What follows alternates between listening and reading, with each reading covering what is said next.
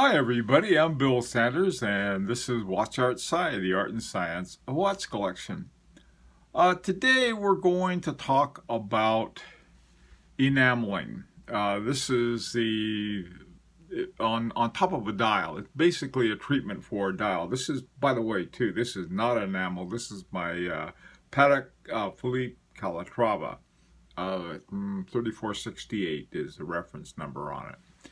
Anyhow, in fact, I don't own a watch with an enamel dial. So this was something, however, I'm in the process of creating one. I'll talk about that in a bit.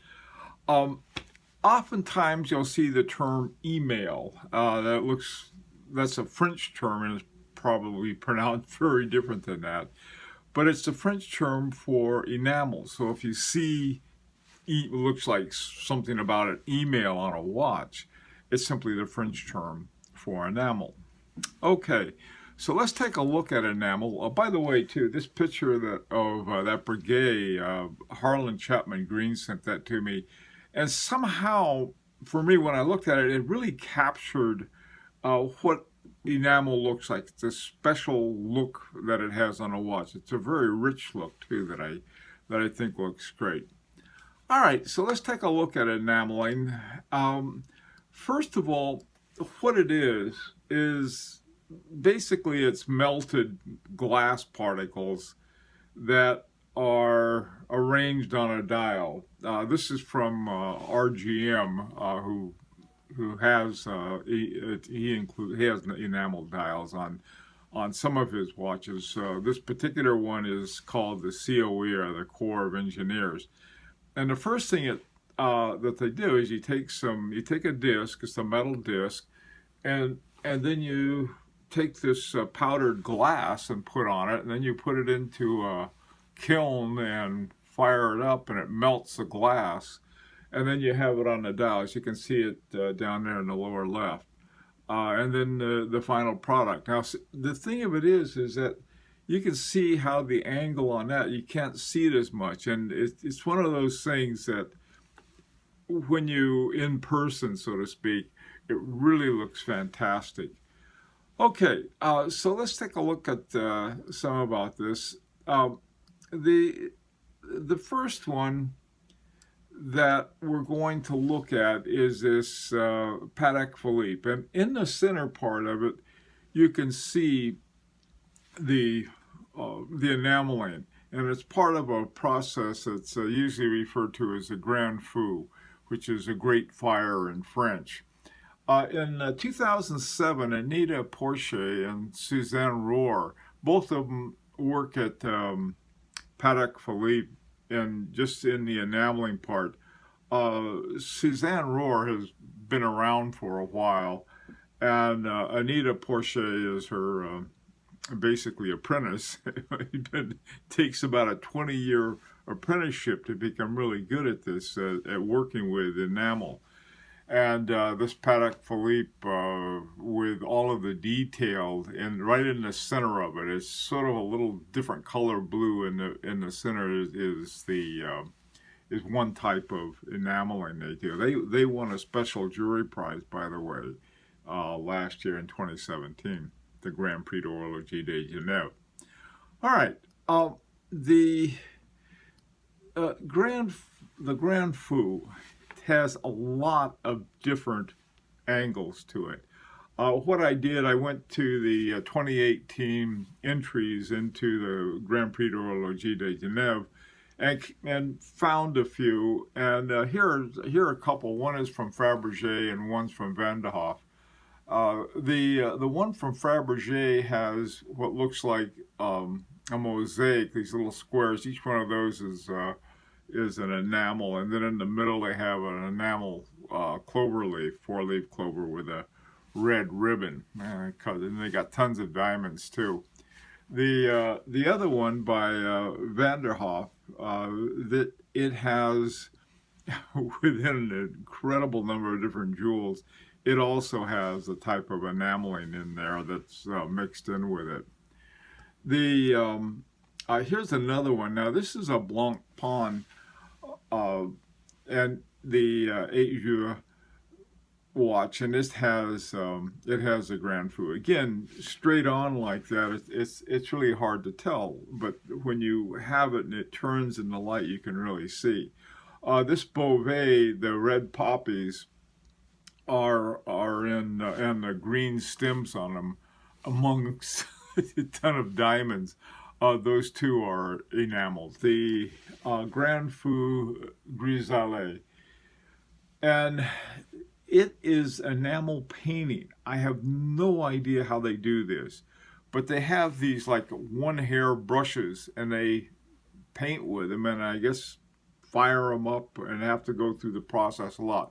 By the way, the Grand Fou is extremely difficult because you put in your glass powdered and oftentimes with some kind of other colored chemical, some oxide that is in the color that you want.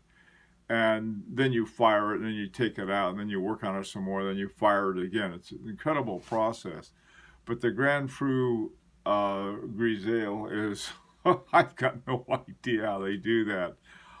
This is one by Vacheron Constantin that they have, the Degas dancers, and the detail that they have, they took right from the original Degas. I mean, it's a lot of stuff you can do with it, and of course these things cost a lot.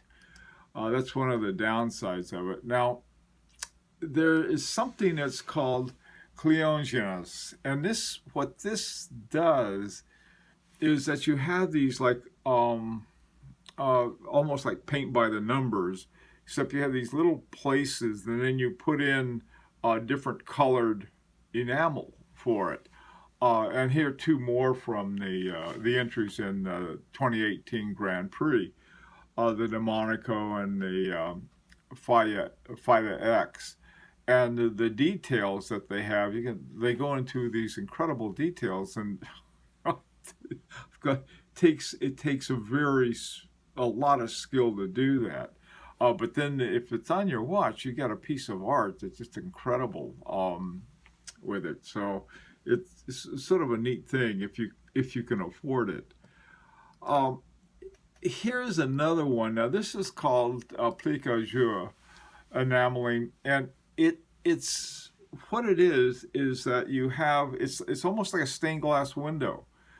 You have these little places where you put in the different colors, and then you bake it, and then you take it out again.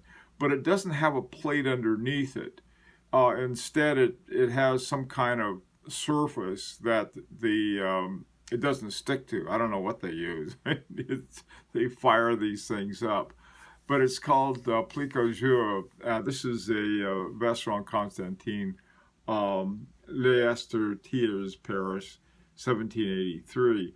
This is one of the entries into the Grand Prix. What you'll find is under the category that you'll find these entries in is the artisans. There's some other ones too. There are a few other categories that you'll see people that companies have entered their Enamel Dials in, but it's mainly for under the artisans that they hope to win something on it.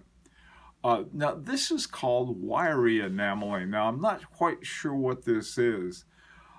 There's wire enameling, and that's what it's an electro-insulating enamel film that you put on wire. And I'm not sure exactly how this is unless they take some of the wires, the enameled wires, and then they make the different wave-like things with the pink Dolphin Bay that this is by Concise and Tanzua. Have this one, but it's there are all kinds of different enameling. I haven't even got, there are far more than the ones I'm covering, but there are all kinds of techniques associated with it.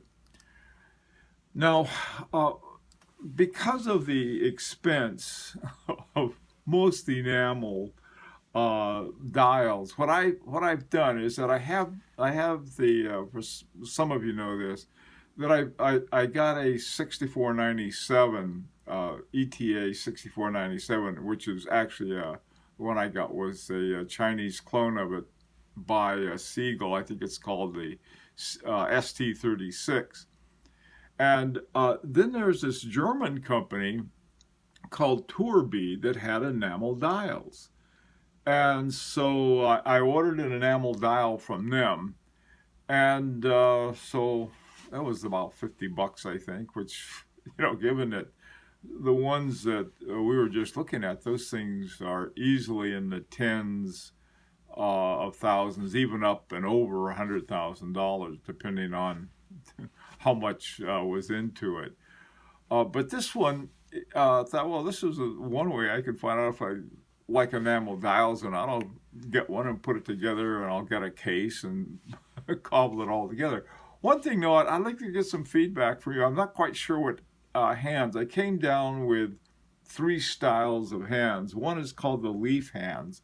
And the leaf hands are, you'll see those on H. Moser's, and they're very simple hands. They're shaped like a leaf, and I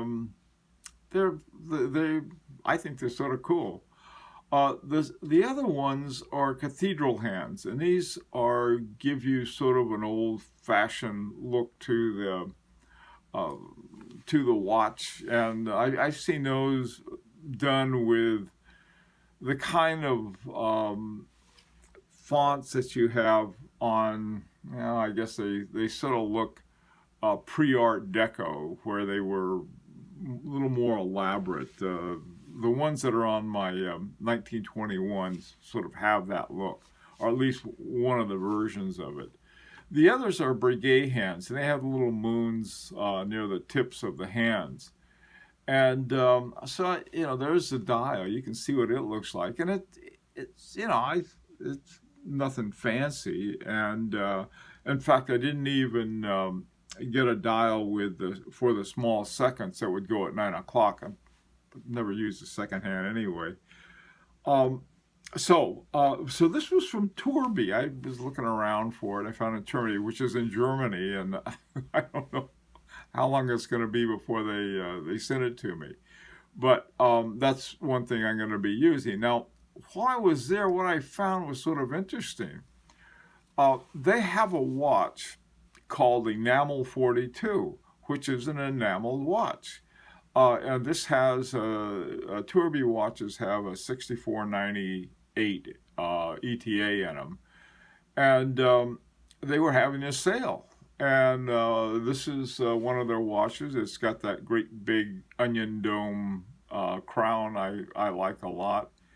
And this was a cool looking watch. And it was usually, I think, 1,250 euro, and it was on sale for, it is on sale for 800 euro. I don't know if how many they have left, but if you're interested in an enamel one, it's not going to cost you way over just about anybody's budget. Here you go.